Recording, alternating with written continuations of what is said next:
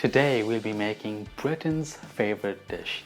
Yes, it's going to be chicken tikka masala. It's going to be a beautiful, flavorful and a modern version of this Indian classic. Now if you actually go and try to look up the history and origins of chicken tikka masala, you'll find conflicting histories and answers everywhere. Some think it's not an Indian dish, while some think it's an Indian dish made for the British palate. Now the story goes that somebody at an Indian restaurant in Glasgow wanted some sauce, some tomato soup with some spices on top of his chicken tikka.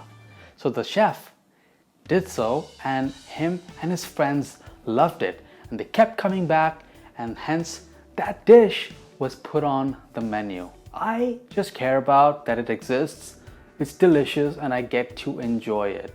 But let me know your thoughts and opinions in the comment section down below. Now first, let's dig into this dish with the recipe for a beautiful chicken tikka.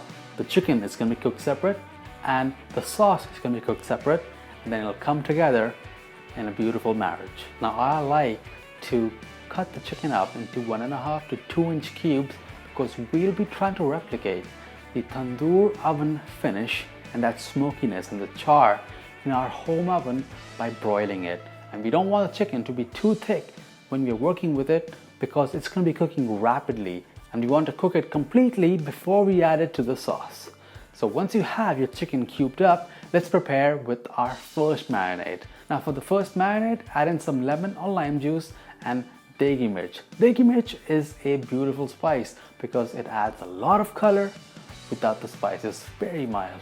And then add in some salt as well, give it a really good toss, and then toss that in the fridge for at least 30 minutes. Then once that is done, let's prepare our second marinade. For the second one, you're gonna add some yogurt, more degi mirch for more color, lots of ginger and garlic paste, some salt, and then garam masala. Give this all a really good mix, and then let this marinate for at least 2 hours or preferably overnight. Now once your chicken is all marinated, you're all ready to get started. So preheat your oven to 450, and now let's focus on the sauce. Now the sauce is kind of a touchy topic because I want you to go and Google chicken tikka masala and look at all the images. Then take a look at butter chicken and look at those images. Now if you didn't know which search was which, would you know which dish is which?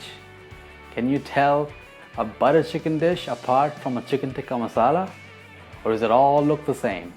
Well, we're gonna step away from that and create a beautiful modern version of this classic dish. This dish is not gonna have a dry gravy, but it's not gonna have a smooth runny gravy like you saw in those pictures either.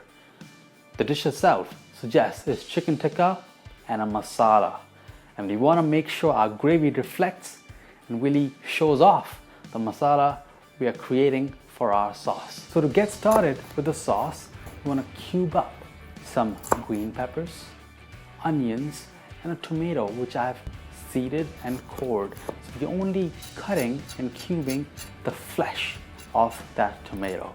Now cut that up into 1 to 2 inch sized cubes and then toss them in that hot oil. You want to cook this until those veggies are semi-cooked. So it should be at the verge of getting soft, but it should still have a bit of a crisp. That's gonna add a really nice contrast to the sauciness of our dish. Almost like the chicken tikka appetizer where you have grilled veggies in the skewer itself. That's what we're creating, a gravy version of a beautiful chicken tikka. Now once that's done, set that aside, and then in the same pan or wok, add in your butter and olive oil. Then add in your cumin seeds and let that get aromatic, and then add in your chopped up onions.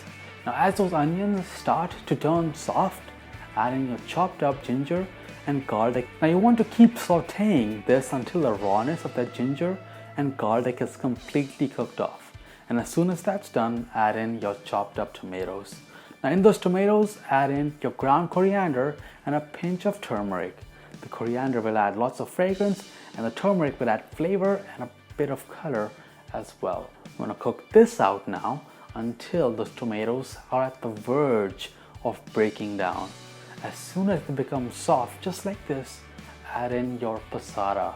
Now passata is just another name for strained tomatoes or pureed tomatoes.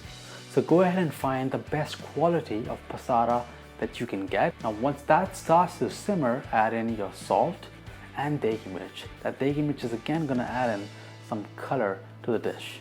Now let these tomatoes cook out for 10 to 12 minutes or until the rawness of the spice has cooked off. Give it a taste so you can really find the difference between this stage and when it's actually cooked. And you should also notice that it has reduced slightly as well, and it's easier to slide that sauce around the pan. Now while these tomatoes are cooking, let's focus on our chicken tikkas. Now I like to arrange these chickens over a wire rack on a baking sheet. Space them apart and then also add in some water directly onto your baking sheet. Now since we'll be broiling our chicken, adjust your oven rack to the second highest or the first highest position in your oven. Then add that tray directly into your oven. That water will help protect your baking pan and will help keep the chicken moist as well.